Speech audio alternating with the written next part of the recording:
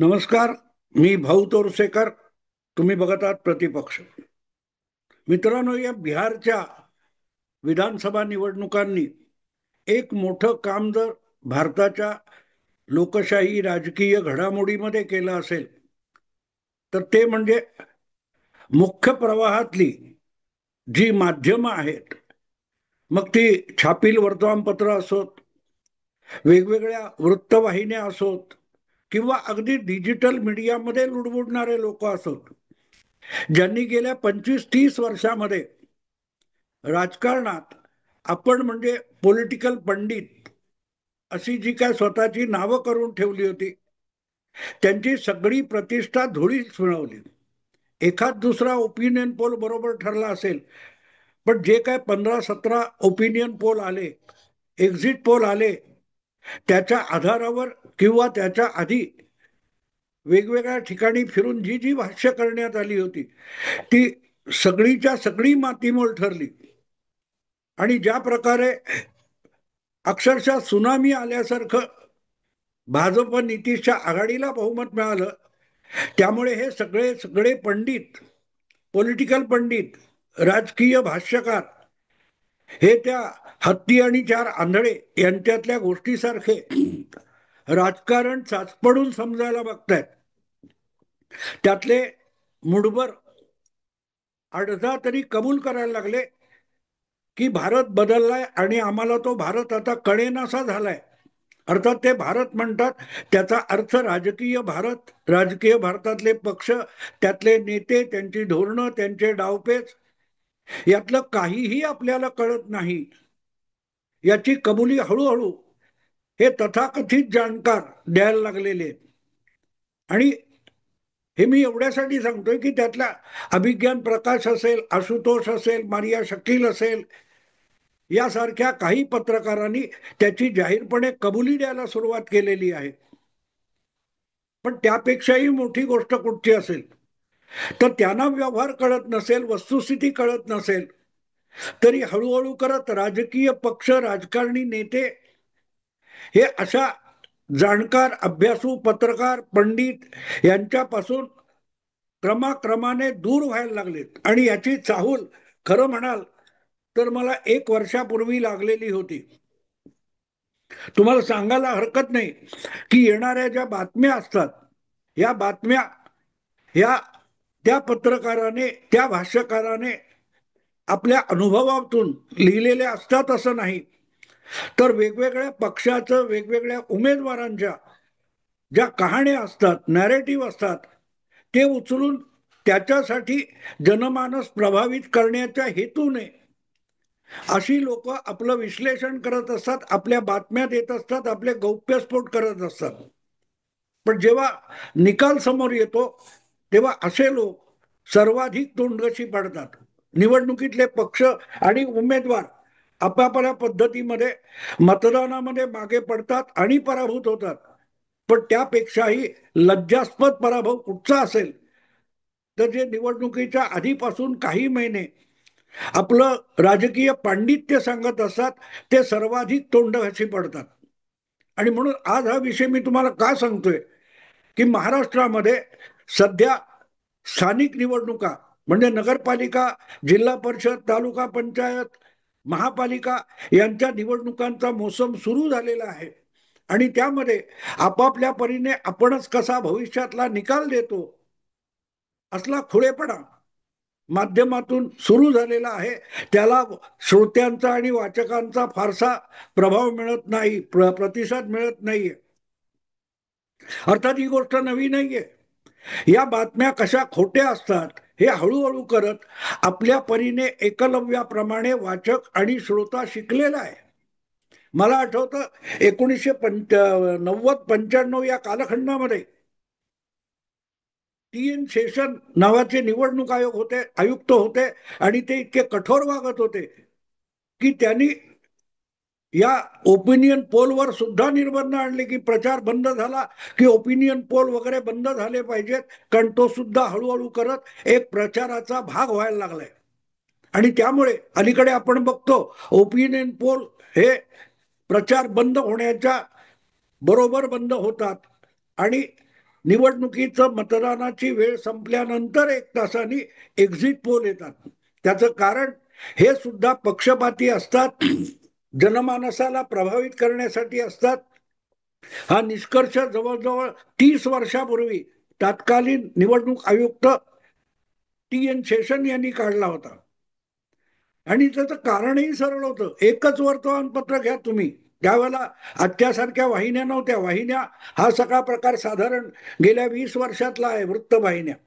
पण त्याच्या आधी वर्तमानपत्र हेच सामान्य माणसासाठी बातम्यांचं प्रमुख माध्यम होतं. अशा वेळेला एकाच वर्तमानपत्रामध्ये एकाच मतदारसंघाविषयी टोकाच्या उलट्या बातम्या यायच्या की भाऊ तोरसेकर हा अमुक अमुक मतदारसंघामध्ये प्रचंड आघाडी घेतलेला उमेदवार आहे. आणि त्याच वर्तमानपत्रात कधी कधी त्याच बातमीच्या दुसऱ्या बाजूला किंवा दुसऱ्या पानावर त्याच वर्तमानपत्रामध्ये भाऊच्या विरोधातला कोणी सुशील कुलकर्णी नावाचा उमेदवार हा त्याच्यापेक्षाही आघाडी घेऊन पुढे आहे, अशा बातम्या एकाच वर्तमानपत्रात एकाच पानावर अगदी बाजूबाजूला सुद्धा येत होत्या. त्यामुळे हळूहळू करत लोकांच्या लक्षात आलं की या बातम्या या वर्तमानपत्राने वार्ताहराने दिलेल्या नाहीत, आणि वार्ताहराने लिहिलेल्या असल्या, वर्तमानपत्राने छापलेल्या असल्या तरी जाहिराती सारख्या बातम्या आहेत. कारण एकाच वर्तमानपत्राचा एकच रिपोर्टर एकाच मतदारसंघात एकाच वेळेला जात नसतो, दोन दोन रिपोर्टर. त्यामुळे दोन रिपोर्टर जर एकाच मतदारसंघाविषयी इतकी टोकाची बातमी उलटसुलट एकाच दिवशी एकाच अंकात देत असतील तर ही जाहिरात आहे. आणि हळूहळू करत त्यामुळेच मुख्य माध्यमातल्या बातम्यांवरचा लोकांचा विश्वास उडायला सुरुवात झाली. पुढे निवडणूक किंवा ह्या गोष्टी आल्या की वृत्तवाहिन्यांचा सुद्धा त्यासाठी वापर करण्यात आला. हळूहळू करत ओपिनियन पोल, एक्झिट पोल याचा सुद्धा आपापल्या पक्षाचा जनमानसावर प्रभाव निर्माण करण्यासाठी वापर व्हायला लागला. आणि त्यातून या माध्यमांची, मुख्य प्रवाहातल्या माध्यमांची विश्वासार्हता ढळली. बिहार निवडणुकीनंतर एक गोष्ट स्पष्ट झाली की ज्या प्रकारे या माध्यमामध्ये आपला बिहारच्या निवडणुकीमध्ये मुख्य प्रवाहातल्या कुठल्याही माध्यमापेक्षा, टीव्ही चॅनेल, इलेक्ट्रॉनिक वगैरे पेक्षा, वर्तमानपत्रापेक्षा या युट्यूब वगैरेचा किंवा सोशल मीडिया आणि डिजिटल मीडियाचा भरपूर वापर झाला. आणि आता तर उघडपणे त्याची चर्चा सुरू झालेली आहे की कुठल्या तरी दिल्लीतल्या एका नामवंत पत्रकाराला हाताशी धरून राष्ट्रीय जनता दलाचा नेता तेजस्वी यादव याने 101 युट्यूबर्स बिहारमध्ये आणून सोडले होते. आणि त्यांच्याकडून सामान्य माणसाच्या खोट्या नाट्या मुलाखती घेऊन त्या युट्यूबवर आणि सोशल मीडियामध्ये व्हायरल केल्या जात होत्या. पण हे सगळं करणारे एक गोष्ट विसरले की कितीही असलं तरी तुमच्या व्हायरल व्हायरल म्हणता त्या व्हायरल बातम्या व्हायला सुद्धा एक मर्यादा आहे. डिजिटल टीव्ही असो किंवा बातम्या असोत किंवा काही असोत, त्यामध्ये 90% लोक मनोरंजन म्हणून वळतात, 10%मध्ये हा सगळा बातम्यांचा कारभार असतो. गेल्या वर्षी याच दरम्यान महाराष्ट्र विधानसभेची निवडणूक होती आणि त्यावेळेला मला माध्यम क्षेत्रामध्ये मार्केटिंग करणारे एक बडे गृहस्थ भेटले होते. त्यांनी मला दिलेली माहिती धक्कादायक होती.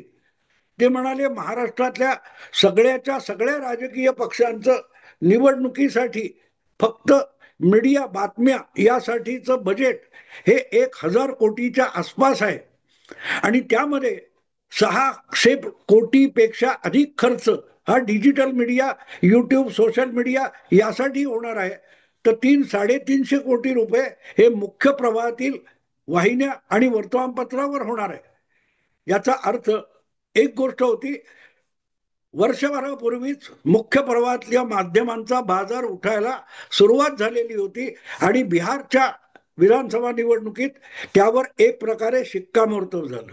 कारण आता त्या वाहिन्यांवर काम करणारे आणि आपलं चॅनल कसं एक नंबर आहे याची दर गुरुवारी ठोकून जाहिरात करणारे पत्रकार सुद्धा सांगायला लागले की आम्हाला राजकारणातलं आणि प्रामुख्याने निवडणुकीतल्या घडामोडीचं काहीही कळत नाही, मतदाराचं जनमानस तर आम्हाला बिलकुल कळत नाही.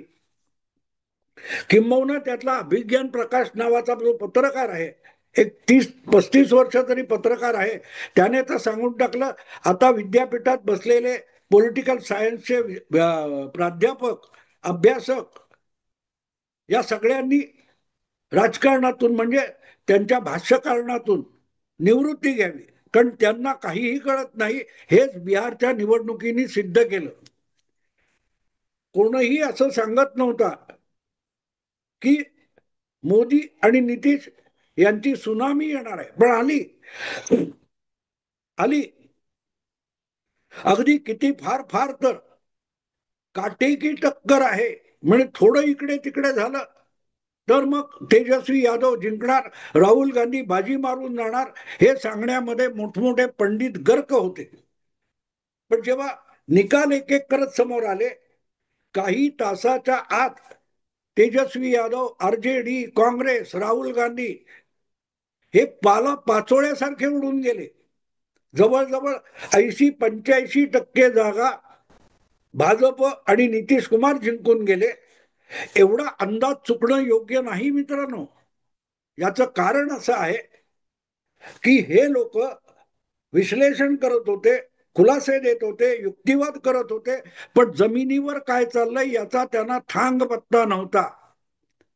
आणि त्यांना थांग पत्ता नसतो हे माहिती असलेले राजकीय पक्ष, उदाहरणार्थ काँग्रेस किंवा आरजेडी, हे ग्राउंडवर जाऊन आम्ही रिपोर्टिंग करतो आणि ग्राउंडवर ही वातावरण आहे हे निर्माण करण्यासाठी कृत्रिम सिनेमाचा सेट निर्माण करतात.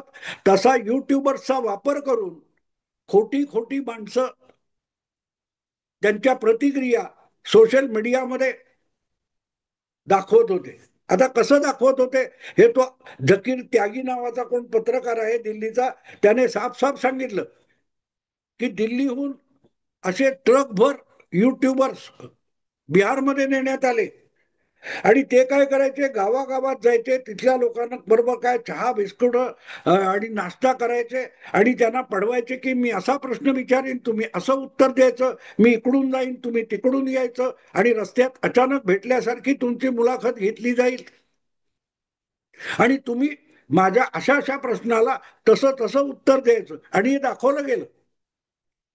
पण तो उत्तर देणारा हा जरी दिसायला खराखुरा बिहारी आणि त्याच गावातला खेडूत असला तरीही तो आपल्या मनातलं आहे ते त्या व्हिडिओमध्ये सांगत नव्हता. आणि ते बघणारा दुसराही कोणी भ्रमिष्ठासारखा त्यावर विश्वास ठेवत नव्हता. पण दुर्दैव असं आहे की असले व्हिडिओ व्हायरल केले म्हणजे लोकांनी मतं बदलली. एखाद्या व्हिडिओला 20-25 लाख व्ह्यूज मिळाले याचा अर्थ मतं मिळत नाहीत, हे सुद्धा या बिहारच्या निवडणुकीने सिद्ध केलेलं आहे. आणि म्हणून एक गोष्ट लक्षात घेतली पाहिजे की यापुढे यापुढे भारताच्या निवडणुकीच्या राजकारणामध्ये माध्यम, पत्रकार आणि राजकीय भाष्यकार, पॉलिटिकल पंडित यांची विश्वासार्हता जवळपास शून्यावर आलेली आहे. एक तुम्हाला साधी गोष्ट सांगतो, मला अनेक जण ते हिंदी भाषिक मित्र पत्रकार विचारतात आणि मी सांगितलं की पहिले 3 दिवस मला माझाच व्हिडिओ बनवता आला नाही बिहार बद्दल, कारण त्या हिंदी युट्यूबर्सनी मला घेरलेला होता की मुंबईत बसून किंवा दिल्लीत आपल्या घरात बसून बिहारकडे न जाता न फिरकता तू 200 आकडा काढला कुठून. आता मला सांगा मित्रांनो की मी जे बघत होतो त्या आधारावरच मी माझा आकडा सांगत होतो, माझं मत सांगत होतो, ते खरं ठरतं. मग प्रत्यक्ष ग्राउंडवर जाणारे खोटे का पडतात, कारण असले व्हायरल व्हिडिओ बघणारे मूर्ख नसतात, तितकाच मी सुद्धा मूर्ख नाही.